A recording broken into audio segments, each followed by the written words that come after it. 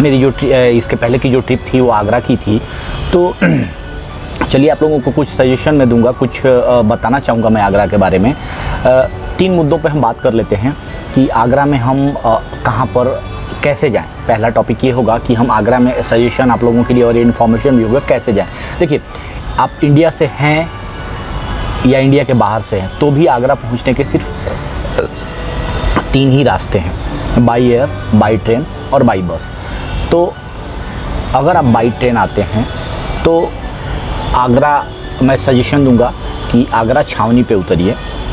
Agra fort पे भी उतरते हैं तो भी ठीक है, और छावनी पे भी उतरते हैं तो भी ठीक है, लेकिन छावनी मेरे हिसाब से बेस्ट रहेगा और बेस्ट ऑप्शन आप लोगों के लिए रहेगा।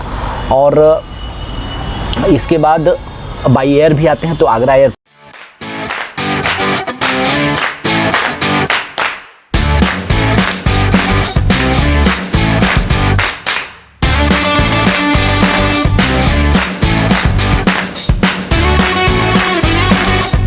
या फिर अगर आप नज़दीक अगर इंटरनेशनल ट्रैवलर हैं, इंडिया के बाहर से हैं, तो आप दिल्ली उतरिए। दिल्ली से बाई ट्रेन या बाई बस या फिर दिल्ली से बाई फ्लाइट भी आप आगरा के लिए ले सकते हैं।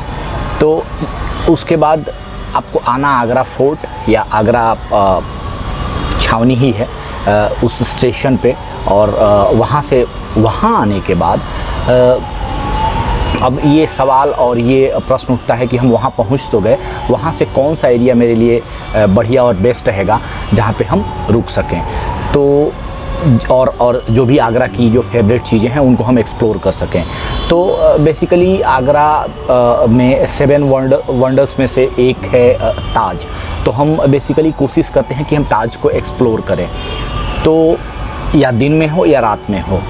तो दिन में हो या रात में हो, तो अगर आप दिन में एक्सप्लोर करना चाहते हैं या रात में भी एक्सप्लोर करना चाहते हैं तो मैं आप लोगों को यही सजेशन दूंगा कि आप उसके ताज के किसी नज़दीकी एरिया को ही आप चुनें जहाँ पे आप स्टे करें और वहीं से पूरे आगरा को आप एक्सप्लोर कर लें, तो वो आपके लिए बेटर ऑप्शन और बढ़िया और बेटर ऑप्शन भी रहेगा। तो चलिए बात कर लेते हैं हम ताज। आगरा तो हम पहुँच गए, आपको बता ही दिया मैंने, बाई ट्रेन, बाई बस या बाई एयर आप कैसे भी आगरा पहुंच सकते हैं। और वहां से अगर आप आगरा पहुंच गए तो दूसरी मेरी जो सजेशन रहेगी और दूसरा पॉइंट रहेगा कहाँ आप आगरा रुकें।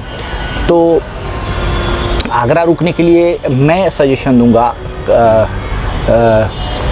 कि आप ताजगंज में रुकें, कागजियान या ताजगंज के एरिया में रुकें, क्योंकि वहाँ से आप अगर रात में भी ताज को एक्सप्लोर करना चाहें तो कर सकते हैं, दिन में भी एक्सप्लोर करना चाहें तो एक्सप्लोर कर सकते हैं। तो आप लोग इस जगह पर्टिकुलर लोकेलिटी को याद रखिएगा, ताजगंज या फिर कागजियान, इसी एरिया में आप रुकें। और किसी भी होटल को, बहुत सारे साइट्स हैं जहाँ से आप होटल्स वगैरह बुक कर लें और इसी एरिया में आप पर्टिकुलरली अपनी बुकिंग्स ले लें और यहीं पे रुकें।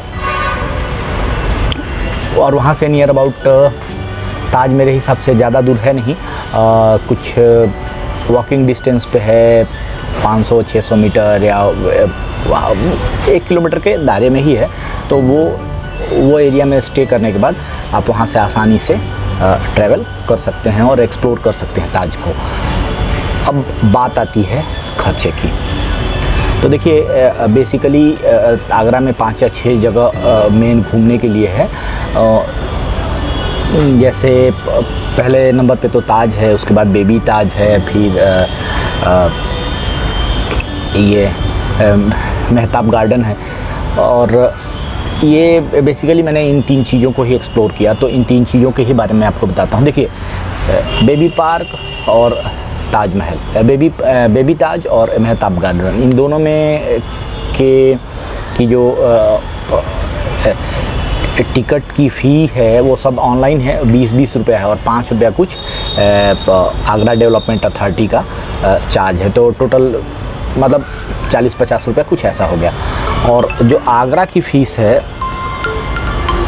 जो आगरा और ताज को एक्सप्लोर करने का जो टिकट है वो कुछ 250 रुपये का है। वो भी ऑनलाइन ही आपको पे करना है, QR कोड से स्कैन करके, क्योंकि अभी सभी कुछ ऑनलाइन हो गया तो वो भी आपको ऑनलाइन ही पे करना है। तो उसको पे करिए और ताज में एंटर करिए, एक्सप्लोर करिए। हाँ, नाइट का चार्ज ताज का ज़्यादा है। नाइट इसलिए लोग देखते हैं क्योंकि उसमें कुछ स्टोन्स ऐसे वाइट संगमरमर के ऊपर कुछ ऐसे रेड कलर के स्टोन मतलब मढ़े गए हैं उसमें कि मून लाइट पे वो चमकते हैं, तो थोड़ा एक अच्छा उसका लुक आता है। तो वहाँ से ये घूमने की बात हो गई तो कुछ 400-500 रुपया इन टिकट्स में आपके, जो भी टिकट खरीदेंगे आप इन जो भी साइट टूरिस्ट अट्रैक्शंस के घूमने के, तो इसमें आपके कुछ इतने ही लगेंगे। उसके बाद अब रह गया होटल का। तो होटल के लिए बहुत सारी साइट्स है, वहाँ से आप बुक कर लें और उनका किराया कुछ 1000-1500 में पर नाइट के हिसाब से हो जाता है। तो अगर आप 2 या 3 दिन की आइटनरी प्लान करते हैं तो कुछ चलिए 3-4 हज़ार पकड़ के चलिए। और ऑटो रिक्शा या फिर टैक्सी का यूज़ करते हैं तो उसमें भी ये सब अट्रैक्शंस टूरिस्ट स्पॉट जो भी है पास में ही है। तो मुझे नहीं लगता कि कागजियान या ताजगंज से 100 रुपये से ज़्यादा कहीं एक स्पॉट से दूसरे स्पॉट पे जाने के लिए पैसे लगेंगे। तो ये टोटल आप होटल,